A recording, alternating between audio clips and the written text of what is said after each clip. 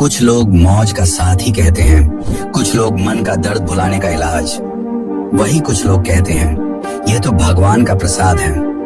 शाम ढलती है और शहर के कोने कोने में एक ही आवाज घूमती है, भाई छोटी या बड़ी।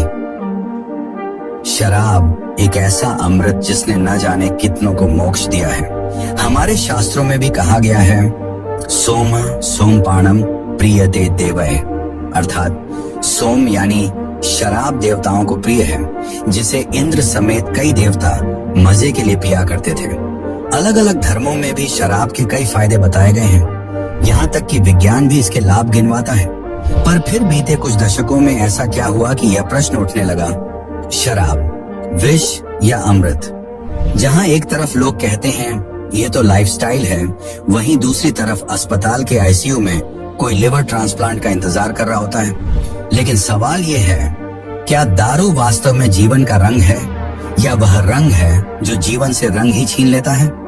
आज हम इसकी कहानी समझेंगे, धर्म के नजरिए से, इतिहास के गवाहों से और विज्ञान के प्रमाणों से।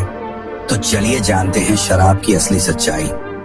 लेकिन आखिर में फैसला आपका होगा, शराब विष या अमृत।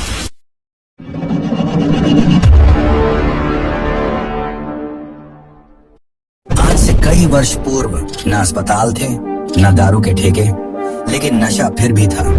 देवता भी करते थे और असुर भी। न वह विस्की थी, न वोडका, न रॉयल स्टैग, पर कुछ था जो मंदिरा कहलाया, कुछ जो सोमरस बना और कुछ जो विष बनकर निकला। पुराणों में वर्णित एक दिव्य घटना है, समुद्र मंथन। न यह केवल एक ऐतिहासिक कथा है और न ही सिर्फ धर्म ग्रंथों की कल्पना। यह उस शाश्वत संघर्ष का प्रतीक है जिसमें देवता और असुर यानी चेतना और वासना, संयम और भोग, आत्मा और शरीर दोनों मिलकर एक ही लक्ष्य की ओर बढ़ते हैं, अमृत की प्राप्ति। समुद्र मंथन में मंदराचल पर्वत को मथनी बनाया गया, वासुकी नाग को रस्सी और स्वयं विष्णु भगवान ने कूर्म अवतार लेकर पर्वत को स्थिर किया। लक्ष्य एक ही था, अमृत।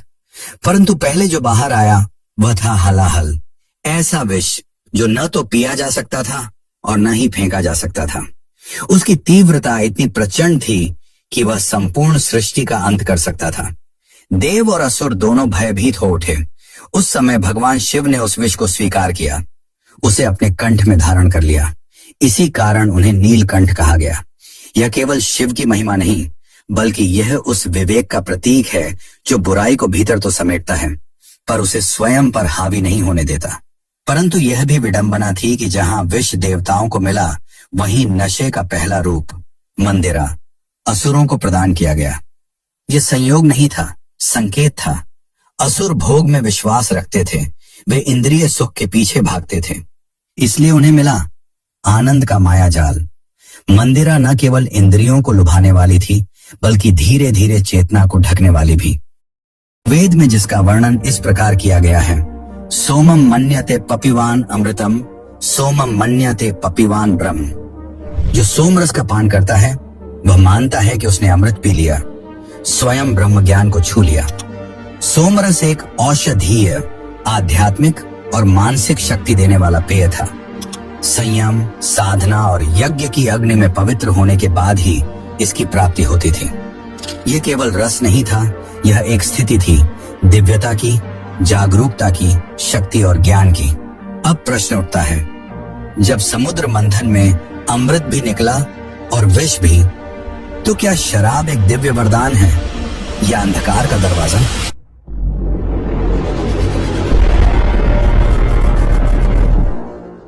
शराब हर मजहब में है, कहीं पाप है, कहीं प्रथा, तो कहीं प्रसाद। लेकिन एक सवाल सदा से जिंदा है, क्या मनुष्य शराब को पीता है या अपने डर से भागने के लिए उसे अपनाता है? दुनिया के सभी मेजर धर्मों और सभ्यताओं में शराब का जिक्र है। कभी उसे पुण्य या प्रसाद बताकर भगवान से जोड़ा जाता है, तो कभी पाप बताकर राक्षस से। शराब को अच्छे से समझने के लिए हमें यह जानना होगा, इससे दुनिया के अलग अलग धर्मों में किस तरह देखा जाता है।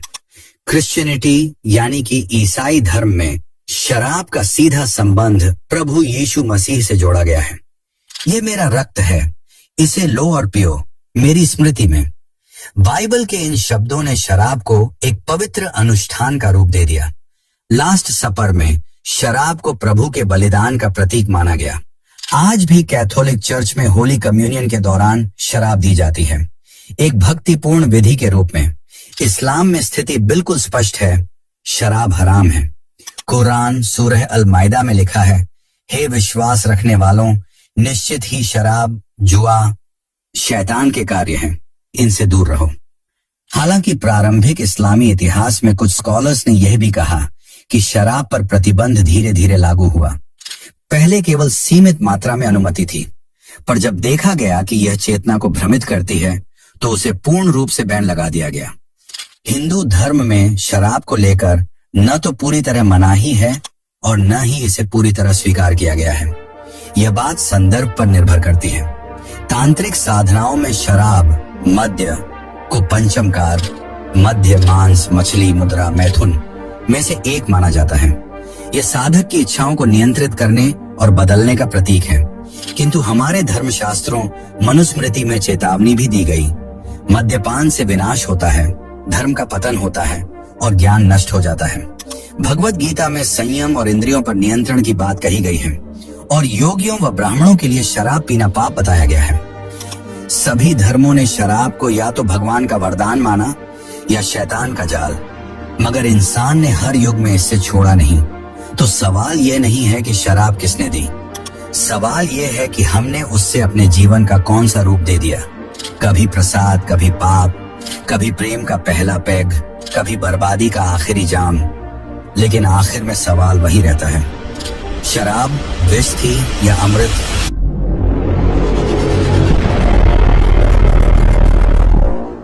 इंसान पीता नहीं, केमिकल रिएक्शन होती है। ये बात एक नशे में डूबे साइंटिस्ट ने मजाक में कही थी, लेकिन विज्ञान ने जब इस रिएक्शन को समझा तो हंसी गायब हो गई। कहते हैं शराब दुख भुला देती है, लेकिन न्यूरोसाइंस कहता है वो तो बस दिमाग का प्रीफ्रंटल कॉर्टेक्स बंद कर देती है, वही हिस्सा जहां दुख जन्म लेता है। तो क्या शराब एक चादर है जो सच को ढक देती है, या एक आईना है जिसमें इंसान अपने असली रूप में आता है? जब शराब हमारे शरीर में जाती है तो उसमें मौजूद एथेनॉल सीधा असर करता है हमारे मस्तिष्क के दो केंद्रों पर, GABA और डोपामिन। एक हमें शांत करता है, दूसरा हमें खुश करता है। GABA कहता है सब ठीक है और डोपामिन कहता है वाह क्या मजा है। और इसी मजे की तलाश में हम बार बार उसी गलती को दोहराते हैं। शुरुआत में सब आसान लगता है, हल्की झंकार, हंसी, खुलापन, एक खूबसूरत फरेब। पर जैसे जैसे मात्रा बढ़ती है, शरीर बहकता है, जुबान लदखदाती है, आंखें धुंधली हो जाती हैं और फिर आता है वो मोड़ जहां स्मृति शून्य हो जाती है और शरीर खुद को भी नहीं पहचान पाता।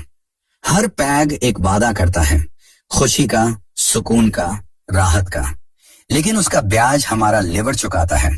मस्तिष्क सिकुड़ता है, याददाश्त गुम होती है और दिल की धड़कन भी अपना लय भूल जाती है। विश्व स्वास्थ्य संगठन कहता है हर साल शराब के कारण 26 लाख लोग मरते हैं, जो कि टीबी, HIV और डायबिटीज तीनों को मिलाकर मरने वालों से भी ज्यादा है।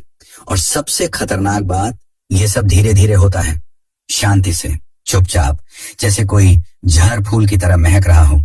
किसी के लिए ये नशा है, किसी के लिए जरूरत, और कई बार ये जरूरत शरीर नहीं दिमाग पैदा करता है। शरीर को आदत नहीं होती, दिमाग को होती है।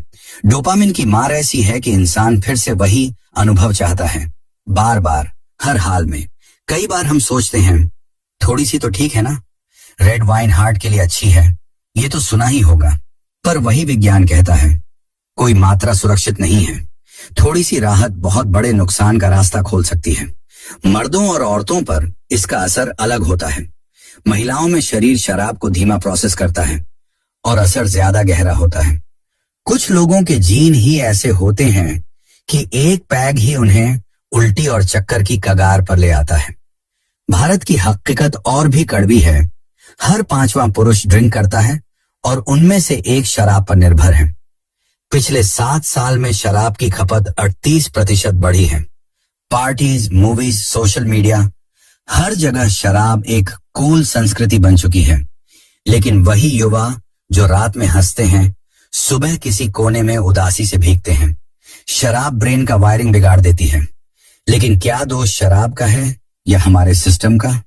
शायद शराब एक केमिकल है और सवाल सिर्फ इतना है, इस केमिकल पर हावी कौन होता है, दिमाग या डर?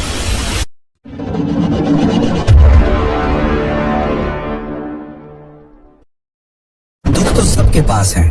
किसी के लिए शराब मरहम है तो किसी के लिए वही दुख का असली कारण। कहते हैं बस शराब वो दोस्त है जो गम में साथ नहीं छोड़ती, लेकिन क्या दर्द का साथ निभाना ही इलाज होता है? कभी देखा है उस इंसान को जो खामोश बैठा है, एक गिलास लिए, अकेला, उसके चेहरे पर सुकून है या बेचैनी? तो आज पूछते हैं, शराब क्या तू वाकई दोस्त है या बस दर्द का एक और नाम? लोग पीते हैं ताकि गम धुंधले हो जाएं, ताकि कुछ देर के लिए रातें हल्की लगें, ताकि उस शख्स की याद कम लगे। पर विज्ञान कहता है शराब बस थोड़ी देर के लिए दर्द को सुन्न करती है और फिर उसे और गहरा कर देती है। 1 में से 3 डिप्रेशन के शिकार लोग नियमित रूप से शराब का सेवन करते हैं, पर शराब न सेरोटोनिन बढ़ाती है न समाधान देती है। वो बस एक नकली मुस्कान पहनाती है और अंदर की चीखों को और गहरा करती है।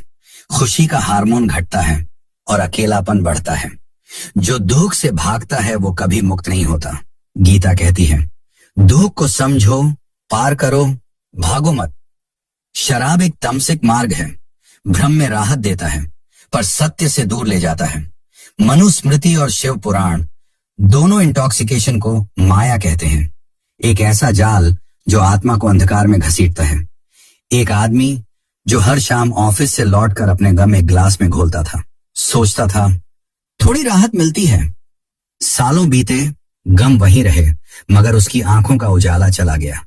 अब भी जब वो ग्लास उठाता है तो बस एक चीज याद आती है, उसके बच्चे जो हर घूंट के साथ थोड़ा और उससे दूर चले जाते हैं।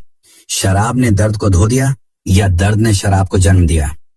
शायद दोनों एक ही सिक्के के 2 पहलू हैं, लेकिन जब अगली बार दर्द आए तो सवाल सिर्फ इतना होगा, दर्द से गुजरना है या उसे बहाने के लिए एक और घूंट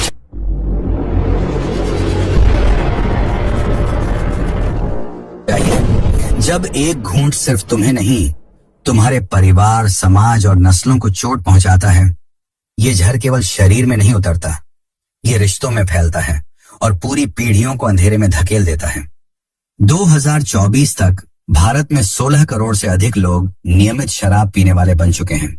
हर साल 3 लाख से अधिक मौतें लीवर फेल होने से, सड़क हादसों में या शराब से जुड़े अपराधों में। घरों में तूफान, बचपन में डर और दर्द। 40% घरेलू हिंसा की जड़ शराब। बच्चों के मानसिक तनाव का बड़ा कारण माता पिता की लत। एक पैक जो केवल स्वाद नहीं लाता, वो लाता है रोना, छिपाना और बर्बादी।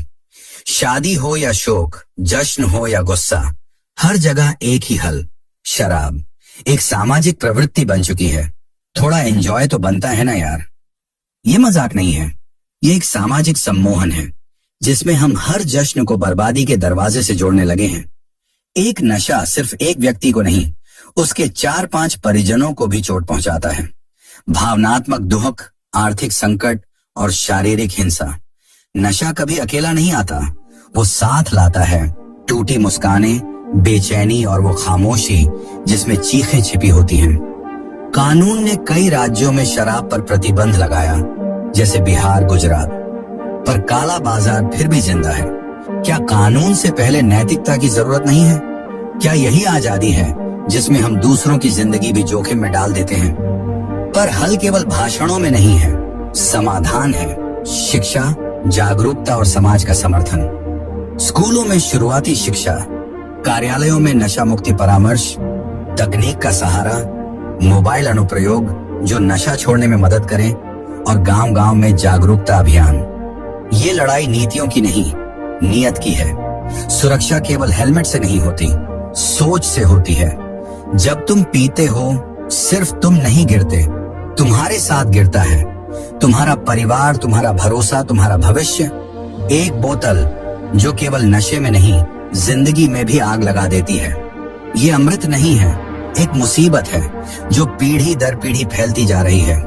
ये कोई देवता नहीं, ये एक राक्षस है जो सुकून के कपड़े पहनकर हमारे सामने आता है।